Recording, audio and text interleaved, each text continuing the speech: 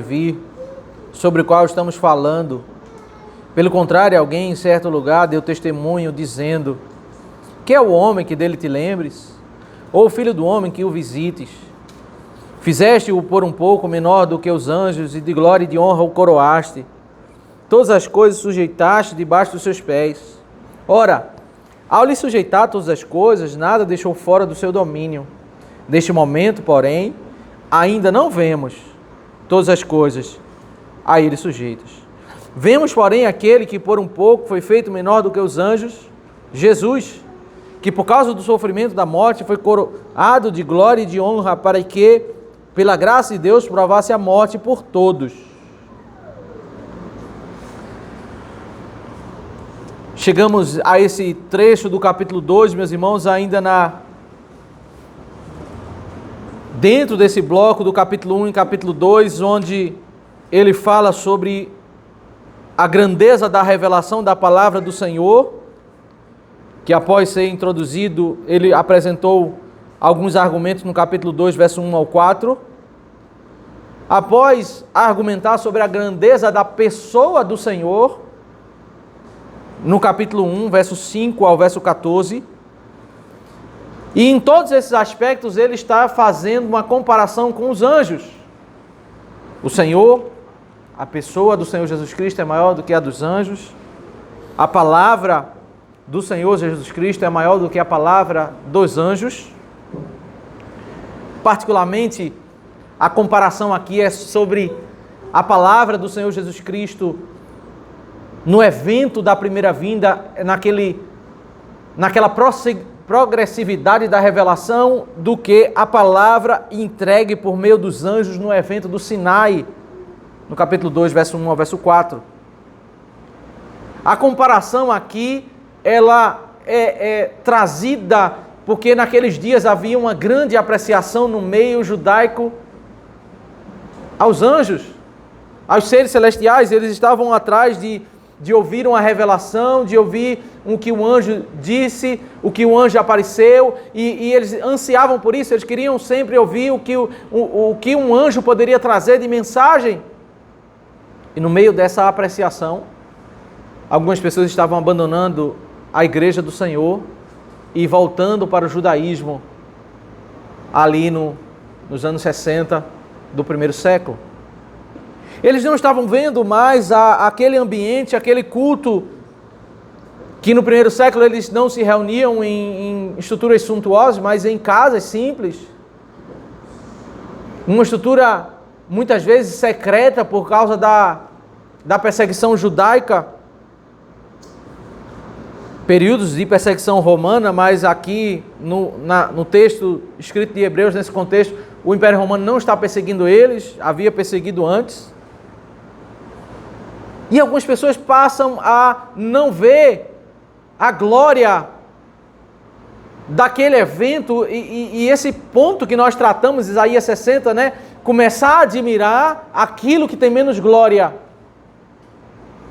Eu rejeito o Senhor que veio na primeira vinda, porque a minha admiração está sendo maior na cidade de Jerusalém, está sendo maior no templo de Jerusalém. Eu não quero ouvir o que o Senhor diz, mas eu aprecio o óleo que é vendido lá de Jerusalém. Eu não compreendo a glória dos seus ensinos, a glória da sua pessoa revelada na sua palavra, mas eu aprecio estar andando por aquela cidade, comprar uma porção de terra daquela cidade e abraçar toda a apreciação supersticiosa que há naquele contexto da cidade de Jerusalém. É esse o contexto de Hebreus. E depois de falar da comparação de pessoas, da comparação da palavra, agora ele vai falar sobre a obra de Cristo. Verso 5 ao verso 18 fala sobre a obra de Cristo. E ele vai como que dialogando com crenças judaicas correntes naqueles dias. Havia uma crença em que eles entendiam que quem controlava aqui a terra, Deus havia colocado os anjos para controlar aqui o mundo. Eram os anjos que controlavam o mundo, eram os anjos que o mundo estava sujeito aos anjos. Inclusive algumas falas judaicas, escritos judaicos, que diziam que haviam 70 línguas, 70 idiomas ali em Babel, porque eram exatamente 70 anjos, porque cada anjo ia controlar um idioma e uma nação. E havia essa interpretação judaica. Eles começavam a admirar os anjos, a achar que quem controlava a história eram os anjos. Deus tinha dado esse poder aos anjos, e eles sempre estavam querendo dialogar com os anjos, resolver os problemas. O anseio do coração deles era ouvir os anjos. E você vai ver que o ponto aqui do verso 5 ao 9 é sobre domínio. Quando ele vai, a sua tese é uma negativa, quando ele diz: pois não foi a anjos que sujeitou o mundo que há de vir. Eles não somente diziam que os anjos estavam dominando esse mundo, mas que eram os anjos que iriam presidir o mundo após a consumação. Essa crença judaica.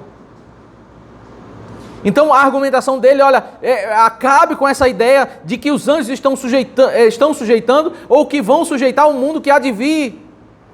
Sobre o qual estamos falando, é aquilo que ele disse no verso 1 ao verso 4, sobre essa tão grande salvação do versículo 3, que ele está falando a palavra de salvação, dessa vida eterna, desse mundo que há de vir. Não são os anjos que vão governar, Não são os anjos que têm essa glória. Como o ser humano é tendencioso, meus irmãos, a pegar as coisas que são criaturas de Deus, feitas por Deus, e dar a elas mais glória do que o próprio Senhor. E aí ele passa a apresentar um argumento, pelo contrário. Alguém em certo lugar deu testemunho dizendo. Então ele cita alguém aqui é Davi, no Salmo 8, e ele passa a citar o Salmo 8. E para nós entendermos o que ele está fazendo aqui, comparando o Salmo 8 com a pessoa de Cristo, nós precisamos caminhar um pouco para o Salmo 8 para entender o contexto do Salmo 8. Então, eu peço que você abra a sua Bíblia no Salmo 8, para depois a gente voltar para aqui, Hebreus 2, para a gente entender que paralelo é esse que ele está fazendo com o Salmo 8. O judeu, meu irmão, ele quando lia o Salmo 8, eles entendiam que o Salmo 8 é um salmo que trata sobre a criação, um salmo que trata sobre o evento. É um salmo que fala sobre um evento positivo, como Deus foi bondoso para com o homem, fazendo com que o homem ficasse em uma posição distinta, singular, quando ele é comparado com as demais, todas as estruturas, tudo aquilo que foi criado, o homem, ele foi colocado em uma posição distinta. Então o Salmo 8, ele fala sobre a criação. Então o Davi está adorando a Deus e ele está dizendo: Senhor, Senhor nosso, quão magnífico é o teu nome em toda a terra. É assim, é o refrão do Salmo, ele vai fechar isso no versículo 9. O Salmo é construído como um quiasmo, uma estrutura em que as pontas vão se dialogando até que tem um versículo central. Estrutura bem comum na estrutura hebraica. Pois expuseste nos céus a tua majestade, da boca de pequeninos e crianças de peito suscitaste força por causa dos teus adversários, para fazeres emudecer o inimigo e o vingador.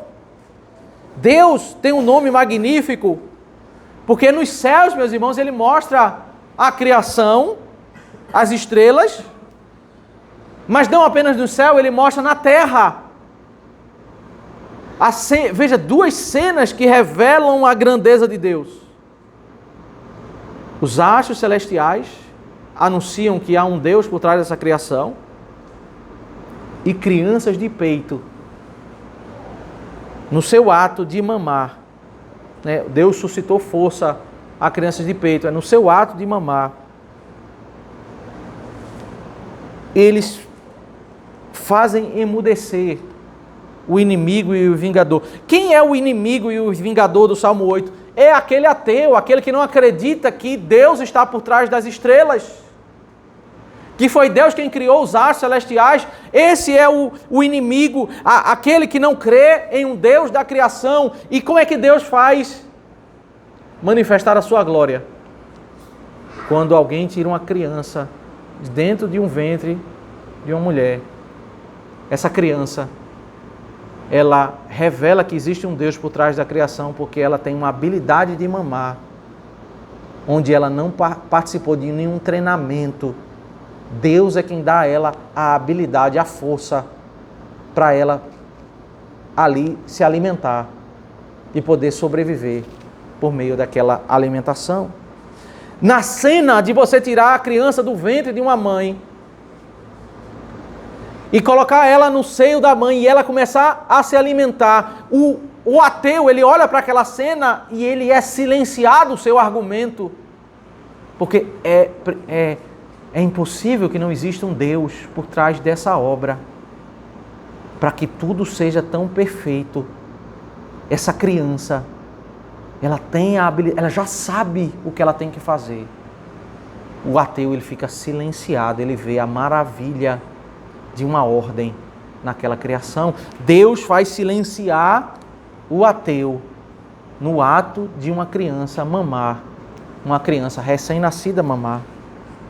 Aí veja que o Salmo 8, ele volta a falar dos céus.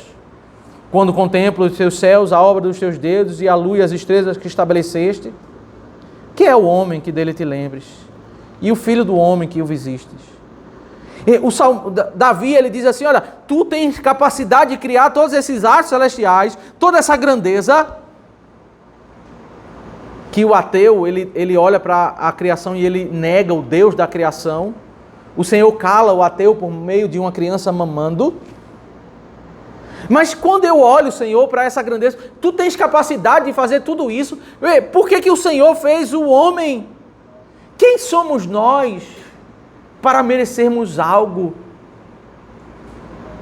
diante desse Deus tão glorioso, para que o Senhor nos visite, para que o Senhor se lembre de nós? Quem somos nós? O que é que nós merecíamos? O que é que nós podemos fazer para surpreender Deus? Um Deus que pode criar a estrutura celestial. Quem somos nós?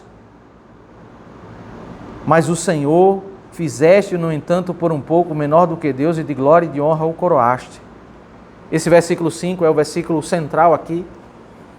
E precisamos entender que Davi está meditando sobre Gênesis capítulo 1. Ele está como que fazendo o desenvolvimento do momento da criação, e ele está dizendo assim, olha, o homem não merecia nada. No entanto, o Senhor fez a gente só um pouco menor do que o Senhor. Ele está refletindo sobre aquela expressão de Gênesis 1, dizendo que o homem foi feito à imagem e semelhança do Senhor. O que Davi está dizendo é que Deus, ele colocou tanta glória no homem, que o homem foi criado não tão distante de Deus. Os animais foram colocados, o cachorro, o gato, o cavalo, o leão, eles são animais irracionais e eles são distantes. Mas o homem foi colocado não distante. E ele está dizendo, olha, como Deus honrou o homem. E para expressar isso, ele vai dizer, e de glória e honra o coroaste.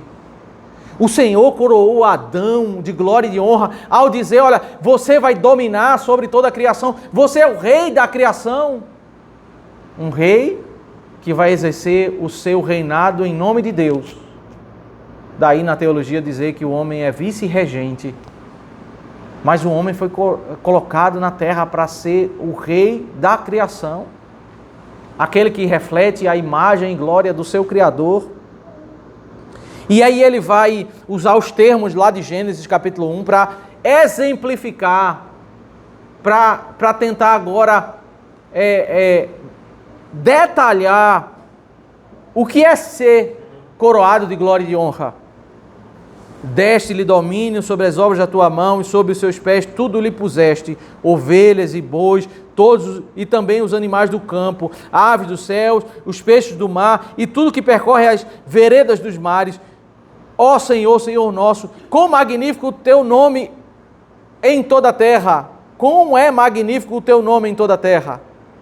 Ele está citando os versículos lá de Gênesis capítulo 1, quando diz que o homem, ao ser criado imagem e semelhança do Senhor, ele deveria dominar sobre todos os animais da terra. É isso que significa ser coroado de glória e de honra na criação. O homem foi coroado de glória e de honra e agora ele, como rei da criação, ele vai dominar. O que o pecado faz é, o homem começa agora a ser um rei sem poder. Ele começa a dar ordem aos animais e os animais começam a atacar o homem. Os animais não obedecem mais o homem. Gradativamente o animal, em Gênesis capítulo 9, depois da saída da arca, a Bíblia diz que o animal agora ele vai começar a atacar o homem por causa dessa a progressividade do pecado.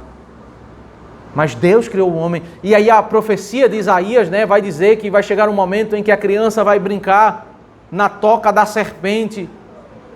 Ele vai guiar um leão, ele vai dar ordem ao leão e o leão vai obedecer, porque essa estrutura da criação ela vai acontecer quando a restauração de todas as coisas forem. O animal ele jamais vai querer atacar aquele que lidera sobre ele, que é o homem.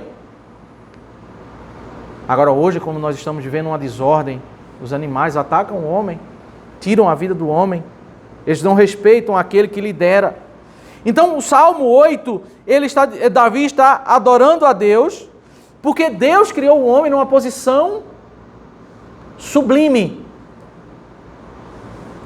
Ainda que o homem não tinha nada para merecer, mas Deus colocou o homem como vice-regente, como líder sobre toda a criação, acima de toda a criação. Tudo que está na criação foi dado para o homem. A idolatria é achar que a criação tem a mesma glória do homem. Essa é a tendência, no Egito eles pegavam boi e idolatravam o boi. Hoje nós vemos um movimento do veganismo, vários movimentos, colocar uma santidade no animal. Deus colocou o animal para servir o homem. Se o animal tiver que ser morto para alimentar o homem, ele vai ser morto para alimentar o homem, porque o mundo foi criado para aquele que é colocado como rei no mundo, que é o homem. Ele governar o mundo e usufruir do mundo. É isso que acontece em Gênesis capítulo 1, que é o significado do Salmo de número 8. Mas aí, entendendo o contexto do Salmo 8, vamos voltar para Hebreus capítulo 2 e entender o que é que... Se você atentou para a leitura do Salmo 8, você viu que no Salmo 8, o texto diz: fizeste-o por um pouco menor do que Deus. Fizeste-o por um pouco menor do que Deus. No meio da história do judaísmo, eles fizeram uma tradução do texto hebraico para o texto grego, onde contém vários erros. A Septuaginta contém vários erros de tradução. E uma das questões, por causa desse contexto de valorização aos anjos, eles trocaram a palavra Deus por anjos na Septuaginta. Então, na Septuaginta, se você lê o Salmo 8 na Septuaginta, fizeste-o por um pouco menor do que os anjos. Então, os judeus, ao lerem o Salmo 8, eles dizem ali que o homem foi honrado, mas que foi honrado porque foi feito um pouco menor do que os anjos. E aí, interessante que o propósito do texto aqui de Hebreus é confrontar isso, mas ele cita um texto que exalta os anjos. Mas perceba que ele vai fazer ele vai citar ironicamente, porque ele vai citar um texto que foi manipulado para exaltar anjos, para exatamente fazer o contrário. Mostrar que Jesus é superior aos anjos.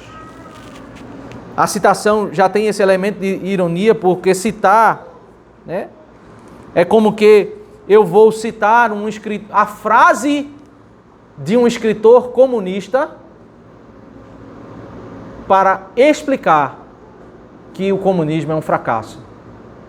É exatamente isso que ele está fazendo aqui. Ele está citando a frase de alguém que elevou os anjos para argumentar que os anjos não têm a mesma glória que Cristo.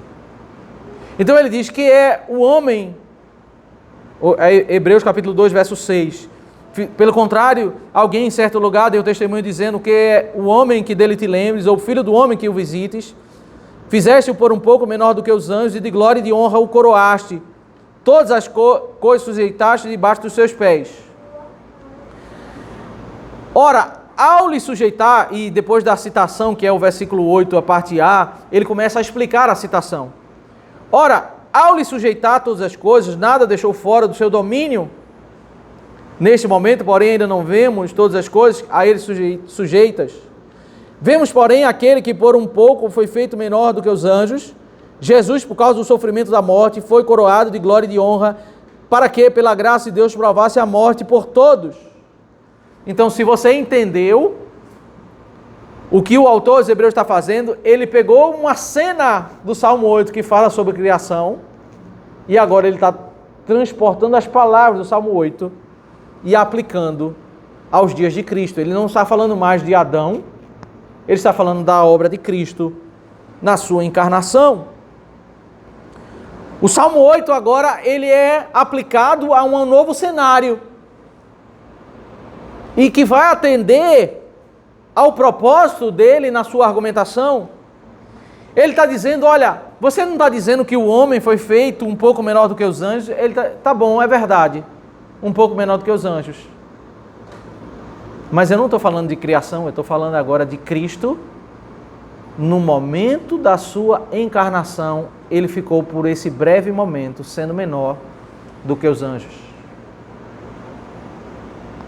O mundo não vai ser sujeitado aos anjos, por quê?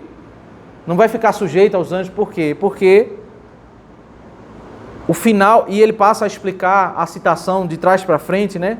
Porque no final do versículo 8, que lá no Salmo fala sobre Adão governando toda a criação, o verso 8 diz, todas as coisas sujeitaste debaixo dos seus pés. Ele agora vai aplicar, à luz dos versículos seguintes, a gente compreende isso. Ora, ao lhe sujeitar todas as coisas, nada deixou fora do seu domínio. Ele está falando agora sobre Cristo sendo governante sobre todo o mundo. Cristo é o governante sobre todo o mundo, nada está fora do seu domínio. Neste momento, porém, não vemos todas as coisas a ele sujeitas. Aquilo que Davi disse sobre Adão sendo governante sobre todo o mundo, na criação, o autor de Hebreus está dizendo, essa verdade agora se cumpre no segundo Adão, Cristo, sendo governante sobre todo o mundo. Não é anjos. Porque se você quer compreender a verdade do Salmo 8, que tem o seu significado na criação, ela está sendo cumprida em Cristo, na sua obra de recriação, na sua obra agora de restauração. Ele que domina sobre todas as coisas. E ele vai agora avançando, explicando os versículos da citação do Salmo, quando ele diz, vemos, porém, aquele que por um pouco foi feito menor do que os anjos, Jesus. Agora ele explicita, ele não está falando mais de Adão, do Salmo 8, ele está falando sobre Jesus, que por causa do sofrimento da morte, ele ficou menor do que os anjos. E de fato, meus irmãos, a encarnação, ela é humilhante para Deus. E o ápice dessa humilhação é o sofrimento da morte. Os judeus, vocês querem dizer que o homem é feito menor do que os anjos? Eu quero dizer para vocês sobre um homem que foi feito por um pouco de tempo menor do que os anjos. Ele desceu a maior humilhação.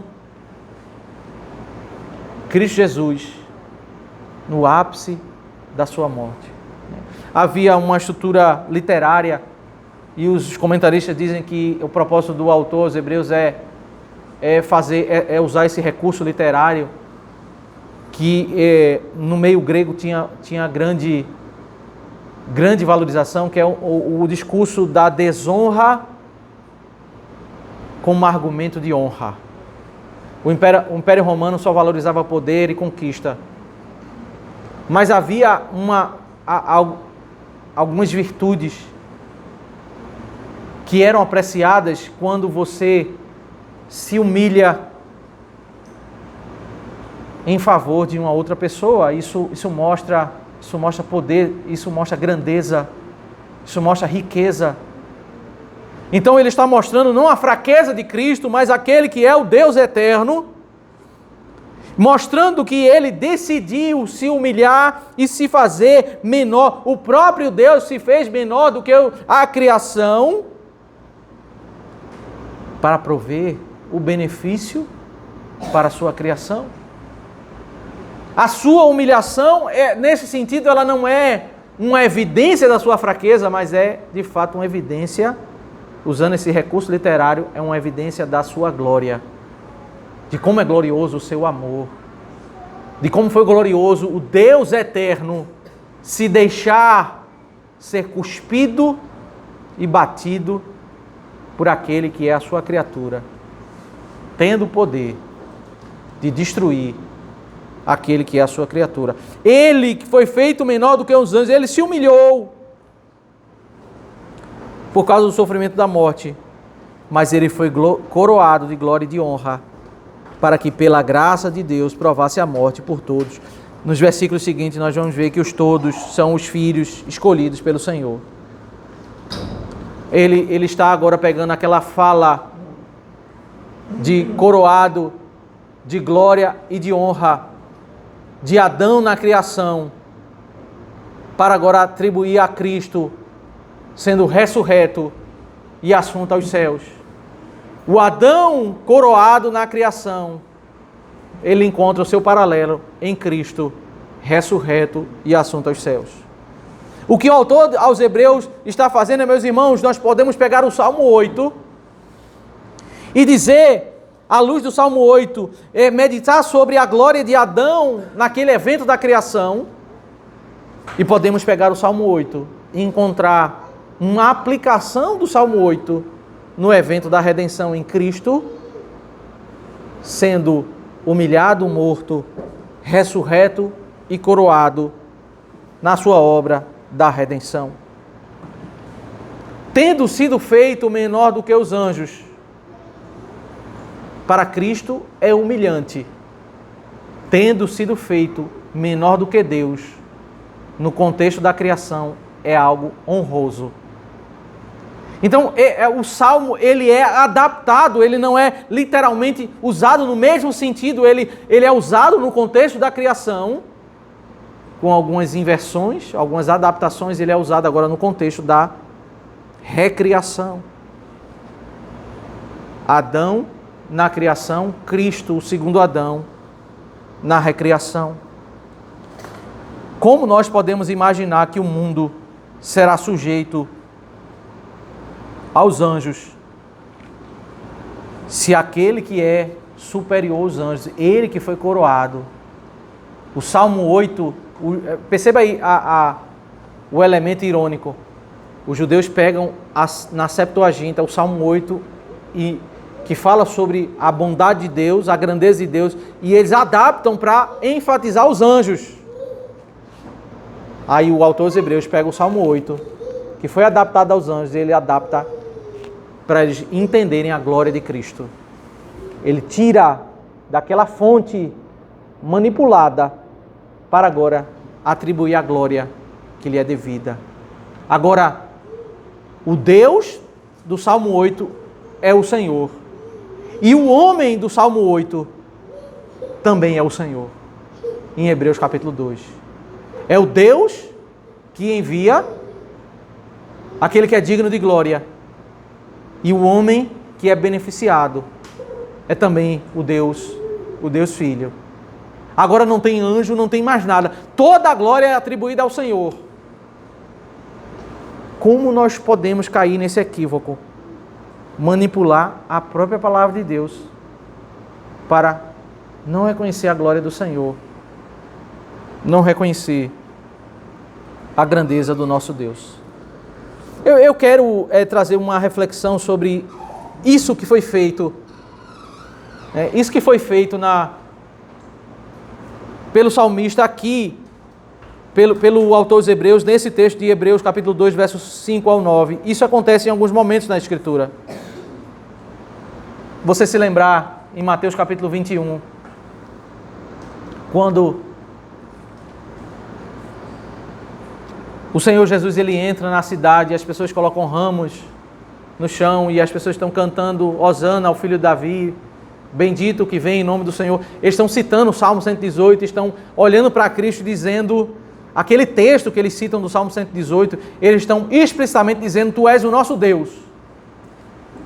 E aquilo ali choca a comunidade judaica, porque a comunidade judaica entendia que Cristo, o Cristo que viria, era um enviado de Deus, mas não o próprio Deus.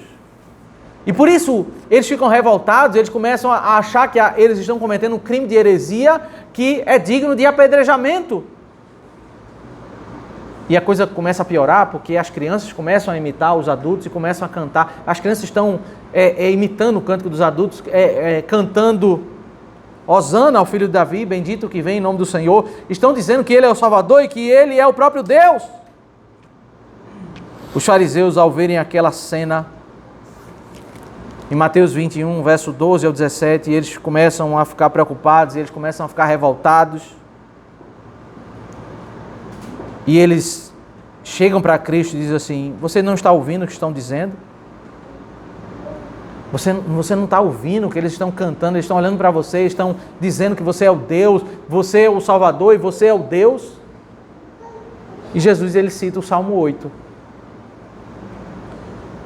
Vocês nunca leram, da boca de pequeninos e crianças de peito tiraste o perfeito louvor?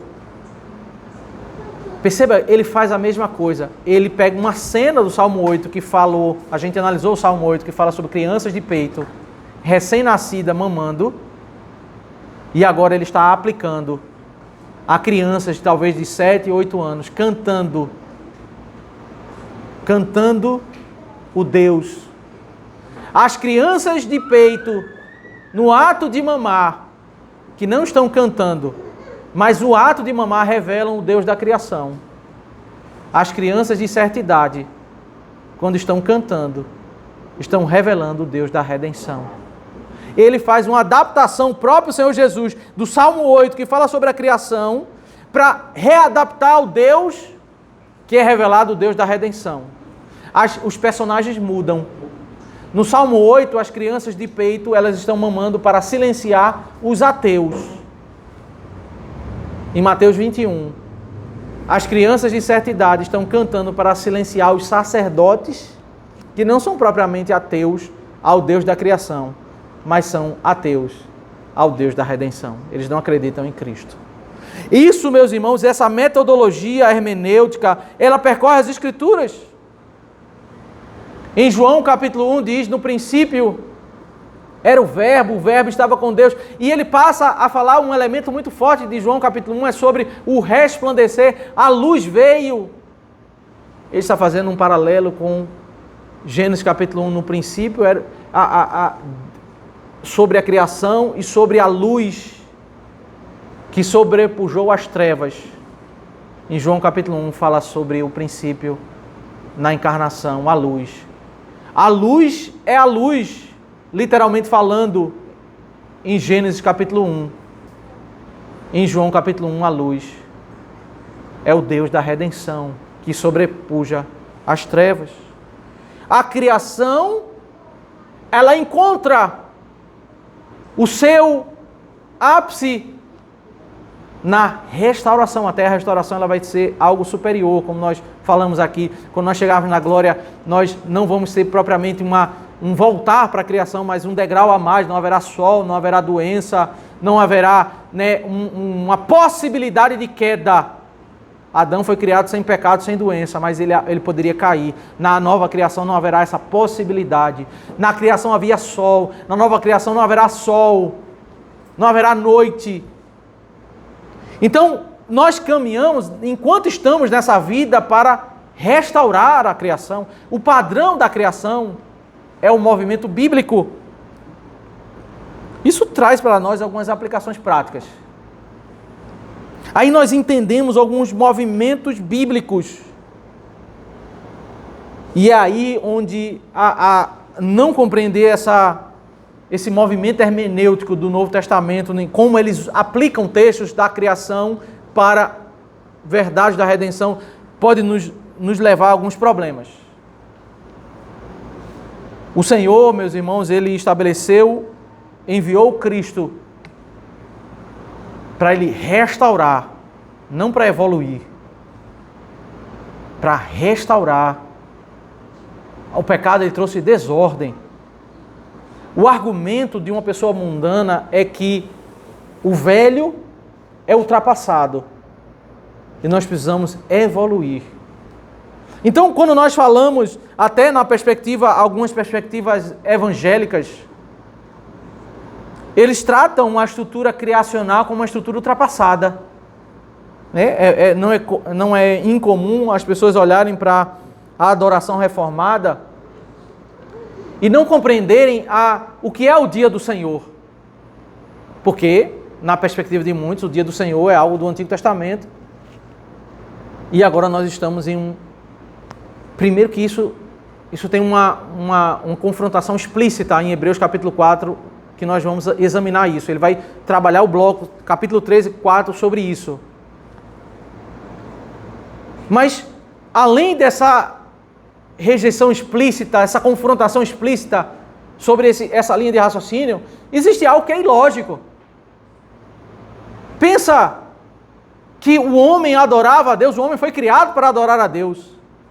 E Deus estabelece, o mundo foi criado em 7 dias, porque Deus queria estabelecer uma ordem. É uma ordem criacional, não é por causa do pecado. O homem foi criado para trabalhar 6 dias e um dia adorar. Essa é a ordem da criação. Você foi criado para trabalhar, dormir, se alimentar. Você foi criado para formar família. Isso é uma ordem da criação. Tudo que está fora desse padrão é uma desordem. Imagine você dizer que vai viver a vida e não vai dormir mais, ou não vai se alimentar mais. Isso é uma desordem. Deus criou o mundo para viver nessa ordem. Deus criou o mundo para você separar um dia para adorar a Ele. Isso é uma ordem. Ordem criacional. Aí algumas pessoas defendem que depois que Cristo veio, agora não existe mais essa... Agora você não precisa mais. Mas Cristo, Ele veio restaurar. Você não imagine que depois da redenção de Cristo você vai adorar menos. Ele não veio te levar para você se afastar da adoração, mas para você voltar ao padrão perfeito, o padrão da criação.